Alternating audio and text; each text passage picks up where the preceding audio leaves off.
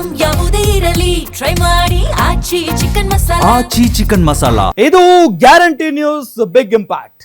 ಕಸದ ಸಮಸ್ಯೆ ಉದ್ಭವವಾಗದಂತೆ ಕ್ರಮಕ್ಕೆ ಮುಂದಾಗಿದೆ ಜಿಬಿಎ.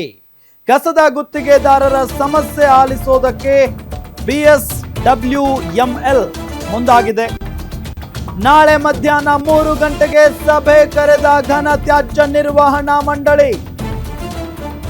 ನಾಳೆ ಈ ಕಸದ ಗುತ್ತಿಗೆದಾರರ ಸಮಸ್ಯೆ ಆಲಿಸುವುದಕ್ಕೆ ಮುಂದಾಗಿದೆ ಘನ ತ್ಯಾಜ್ಯ ನಿರ್ವಹಣಾ ಮಂಡಳಿ. ನಾಳೆ ಮಧ್ಯಾಹ್ನ 3 ಗಂಟೆಗೆ ಸಭೆ ಇದೆ. ಜಿಬಿಎ ಕೇಂದ್ರ ಕಚೇರಿಯಲ್ಲಿ ಗುತ್ತಿಗೆದಾರರ ಜೊತೆ ಮಹತ್ವದ ಸಭೆ ನಡೆಯುತ್ತೆ. ನಿರ್ವಹಣಾ ವೆಚ್ಚ ಹೆಚ್ಚಳ ಮಾಡುವಂತೆ ಗುತ್ತಿಗೆದಾರರು ಮನವಿ ಮಾಡಿಕೊಂಡಿದ್ರು. ಕಾಲಕ್ಕೆ ವೇತನ ಬಿಡುಗಡೆ ಮಾಡುವಂತೆಯೂ ಕೂಡ ಈ ಸಂಘದವರು ಮನವಿ ಮಾಡಿದ್ರು. ಬೇಡಿಕೆ ಈಡೇರದಿದ್ರೆ ಕೆಲಸ ಸ್ಥಗಿತಗೊಳಿಸೋ ಎಚ್ಚರಿಕೆಯನ್ನ ನೀಡಿದ್ರು. ಕಸ ಎತ್ತಲ್ಲ ಅನ್ನೋ ಸುಳಿವನ್ನ ಕೊಟ್ಟಿದ್ರು ಕಸ ವಿಲೇವಾರಿ ಗುತ್ತಿಗೆದಾರರು. ಕೂಡಲೇ ಗುತ್ತಿಗೆದಾರರ ಸಭೆ ಕರೆದು ಬೇಡಿಕೆ ಈಡೇರಿಕೆಗೆ ಮನವಿ ಮಾಡಲಾಗಿತ್ತು. ಸಭೆ ಕರೆಯದಿದ್ರೆ ತ್ಯಾಜ್ಯ ವಿಲೇವಾರಿ ಸ್ಥಗಿತಗೊಳಿಸೋ ಎಚ್ಚರಿಕೆಯನ್ನ ನೀಡಿತ್ತು ಸಂಘ. ಗುತ್ತಿಗೆದಾರರ ಎಚ್ಚರಿಕೆ ಬೆನ್ನಲ್ಲೇ ಅಲರ್ಟ್ ಆಗಿದೆ ಈಗ ಜಿಬಿಎ. ಹಾಗಾದ್ರೆ ಗುತ್ತಿಗೆದಾರರ ಬೇಡಿಕೆಗಳು ಏನೇನು? ಡೀಸೆಲ್ ದರ ಹೆಚ್ಚಳದಿಂದ ಕಸ ವಿಲೇವಾರಿ ಕಷ್ಟವಾಗ್ತಿದೆ. ಡೀಸೆಲ್ ದರ ಏರಿಕೆಯಿಂದ ತ್ಯಾಜ್ಯ ನಿರ್ವಹಣಾ ವೆಚ್ಚ ಹೆಚ್ಚಾಗ್ತಾ ಇದೆ. ಟ್ರ್ಯಾಕ್ಟರ್ ಟಿಪ್ಪರ್ ನಿರ್ವಹಣಾ ವೆಚ್ಚ ಗಣನೀಯ ಪ್ರಮಾಣದಲ್ಲಿ ಏರಿಕೆಯಾಗಿದೆ. ಈಗಿರೋ ದರದಲ್ಲಿ ತ್ಯಾಜ್ಯ ನಿರ್ವಹಣೆ ಕಷ್ಟ ಸಾಧ್ಯ. ಸರಿಯಾದ ಸಮಯಕ್ಕೆ ಸಂಬಳ ಕೊಡಿ. ಸಂಬಳ ಆಗದಿದ್ದಕ್ಕೆ ಕಸ ವಿಲೇವಾರಿಗೆ ಗುತ್ತಿಗೆದಾರರು ಹಿಂದೇಟನ್ನ ಹಾಕ್ತಾ ಇದ್ದಾರೆ. ಕೂಡಲೇ ಗುತ್ತಿಗೆದಾರರ ಸಭೆ ಕರೆದು ಬೇಡಿಕೆ ಈಡೇರಿಸಿ. ಸಭೆ ಕರೆದಿದ್ರೆ ತ್ಯಾಜ್ಯ ವಿಲೇವಾರಿ ಸ್ಥಗಿತಗೊಳಿಸಬೇಕಾಗುತ್ತೆ ಅನ್ನೋ ನಿಟ್ಟಿನಲ್ಲಿ ಸಂಘದವರು ಎಚ್ಚರಿಕೆಯನ್ನ ಕೊಟ್ಟಿದ್ರು. ಅದರಂತೆ ಈಗ ನಾಳೆ 3 ಗಂಟೆಗೆ ಒಂದು ಸಭೆಯನ್ನ ಕರೆಯಲಾಗಿದೆ. ಮಧ್ಯಾಹ್ನ 3 ಗಂಟೆಗೆ ನಾಳೆ ಘನ ತ್ಯಾಜ್ಯ ನಿರ್ವಹಣಾ ಮಂಡಳಿಯಿಂದ.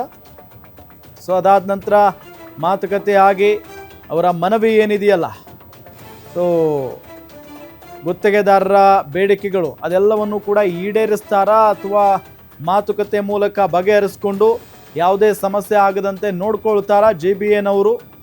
ಅದೊಂದು ಪ್ರಶ್ನೆ ಅಂತೂ ಇದ್ದೇ ಇದೆ.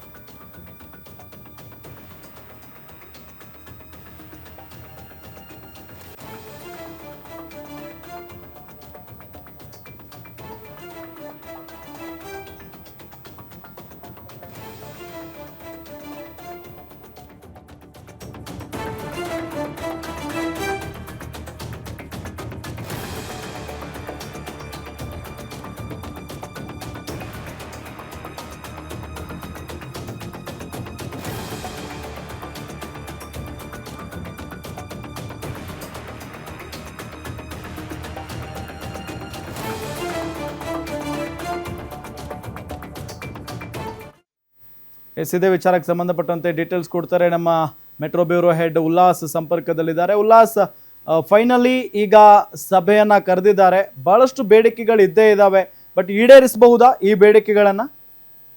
ಸದ್ಯಕ್ಕೆ ಸಿಗ್ತಾ ಇರುವಂತಹ ಮಾಹಿತಿ ಪ್ರಕಾರ ಗುತ್ತಿಗೆದಾರರ ಬೇಡಿಕೆಗಳೇನಿದೆ ಆ ಒಂದು ಬೇಡಿಕೆಗಳ ಪೈಕಿ 1-2 ಬೇಡಿಕೆಗಳನ್ನ ಈಡೇರಿಸುವಂತಹ ನಿಟ್ಟಿನಲ್ಲಿ ಜಿಬಿ ಅಧಿಕಾರಿಗಳು ಮುಂದಾಗಿದ್ದಾರೆ ಅನ್ನುವಂಥದ್ದು ಗೊತ್ತಾಗ್ತಿದೆ. ಯಾಕೆಂತಂದ್ರೆ ಈ ಹಿಂದೆ ಕಸದ ಸಮಸ್ಯೆ ಅಂತಾರಾಷ್ಟ್ರೀಯ ಮಟ್ಟದಲ್ಲಿ ಸುದ್ದಿಯಾಗಿತ್ತು. ಬೆಂಗಳೂರಿನ ವಾಹನ ಅಂತಾರಾಷ್ಟ್ರೀಯ ಮಟ್ಟದಲ್ಲಿ ಹರಾಜು ಕೂಡ ಆಗಿತ್ತು.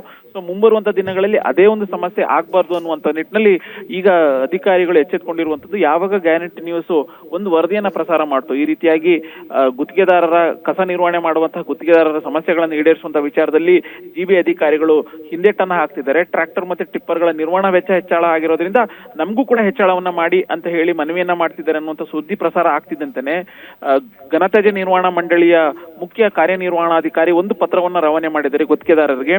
ನಾಳೆ ಮಧ್ಯಾಹ್ನ 3 ಗಂಟೆಗೆ ಒಂದು ಸಭೆಯನ್ನ ಕರಿತೀವಿ. ಆ ಒಂದು ಸಭೆಯಲ್ಲಿ ನಿಮ್ಮ ಬೇಡಿಕೆಗಳೇನಿದೆ ಆ ಒಂದು ಬೇಡಿಕೆಗಳನ್ನ ನೀವು ನಮ್ಮ ಗಮನಕ್ಕೆ ತನ್ನಿ. ಸಾಧ್ಯ ಆದಷ್ಟು ಮಟ್ಟಿಗೆ ನಾವು ಸಮಸ್ಯೆಗಳನ್ನ ಅಥವಾ ನಿಮ್ಮ ಬೇಡಿಕೆಗಳನ್ನ ಈಡೇರಿಸುವಂತ ನಿಟ್ಟಿನಲ್ಲಿ ಕ್ರಮಗಳನ್ನ ಕೈಗೊಳ್ತೀವಿ ಅನ್ನುವಂತ ಒಂದು ಭರವಸೆಯನ್ನ ಕೊಟ್ಟಿದ್ದಾರೆ ಅನ್ನುವಂತ ಒಂದು ಮಾಹಿತಿನೂ ಕೂಡ ಸಿಗ್ತದೆ. ಸೊ ಮೂಲಗಳ ಪ್ರಕಾರ ಗುತ್ತಿಗೆದಾರರ ನಿರ್ವಹಣಾ ವೆಚ್ಚ ಹೆಚ್ಚಳ ಆಗ್ತಿದೆ, ಅದನ್ನ ಹೆಚ್ಚಳ ಮಾಡಿ ಅನ್ನುವಂಥದ್ದು. ಜೊತೆಗೆ ಟಿಪ್ಪರ್ ಮತ್ತೆ ಟ್ರ್ಯಾಕ್ಟರ್ ಅದರದ್ದು ವೆಚ್ಚ ಏನಿದೆ ಅಂದ್ರೆ ಡೀಸೆಲ್ ಅದರದ್ದು ವೆಚ್ಚ ಏನಿದೆ ಅದನ್ನು ಕೂಡ ಹೆಚ್ಚಳ ಮಾಡ್ಲಿಕ್ಕೆ ಬಹುತೇಕ ಒಪ್ಪಿಗೆ ಸೂಚಿಸುವಂತ ಸಾಧ್ಯತೆ ಜಿಬಿ ಅಧಿಕಾರಿಗಳು ಮಾಡ್ತಾರೆ ಅನ್ನುವಂತ ಒಂದು ಮಾಹಿತಿ ಸದ್ಯಕ್ಕೆ ಸಿಗ್ತಾ ಇರುವಂತದ್ದು.